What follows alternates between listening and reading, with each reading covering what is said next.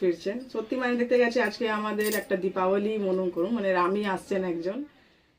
পূর্ণম বাড়ি ফিরলেই কেক কেটে হবে সেলিব্রেশন, আর তারপরেই তার প্রিয় লুচি তরকারি দই মিষ্টিও হবে। রবিবার হবে মাংস। 10 দিন আগেই দেশের মাটিতে পা রেখেছিলেন বিএসএফ জওয়ান, অবশেষে আজ রিসরার বাড়িতে ফিরছেন, তাই খুশি। নিশ্চয়ই দেখুন আজকে খুবই ভালো লাগছে, 1 মাস পর উনি বাড়ি, হ্যাঁ আজকে 23 তারিখ, আজকে উনি অ্যারেস্ট হয়েছিলেন, আজকে পুরো 1 মাস হতে চললো। তো নিশ্চয়ই খুব ভালো লাগছে উনি ঘর ফিরছেন। সত্যি মানে দেখতে গেছে আজকে আমাদের একটা দীপাবলি মনে করুন মানে রামি আসছেন একজন। তো খুবই ভালো লাগছে স্যার, আজকে আমরা একটু ছোট সেলিব্রেশন করব, কেক কাটিং করব একটু। তো নো ডাউট খুবই ভালো লাগছে আমাদের। কখন আসবে কথা হয়েছে? না ফোন তো উনি করতে পারে, যেহেতু ওনার কাছে ফোন নেই, কন্ট্যাক্টই হতে পারছে না কত মানে কোথাও অবধি পৌঁছেছেন বা কখন ঢুকবেন এটা তো জানাই যাচ্ছে না, ফোনই আসছে না ওনার, কাছে ফোন নেই ওনার কাছে।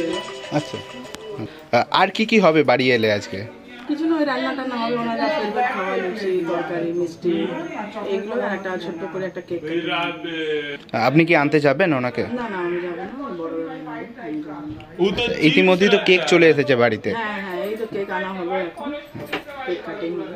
1 মাস পরে স্বামীকে দেখতে পাবেন, কেমন লাগছে? না 1 মাস না, এমনি ধরুন ছুটি গেছিলেন 31 মার্চ, 2 মাস ধরুন, 2 মাস হতে চললো, কিন্তু অ্যারেস্ট যখন হয়েছিলেন আজকে এই 23 এপ্রিল, মানে অ্যারেস্ট হওয়ার 1 মাস হয়ে গেছে। তো ওই 2 মাস পরে দেখা করবো, নিশ্চয়ই খুবই ভালো লাগছে। ঠিক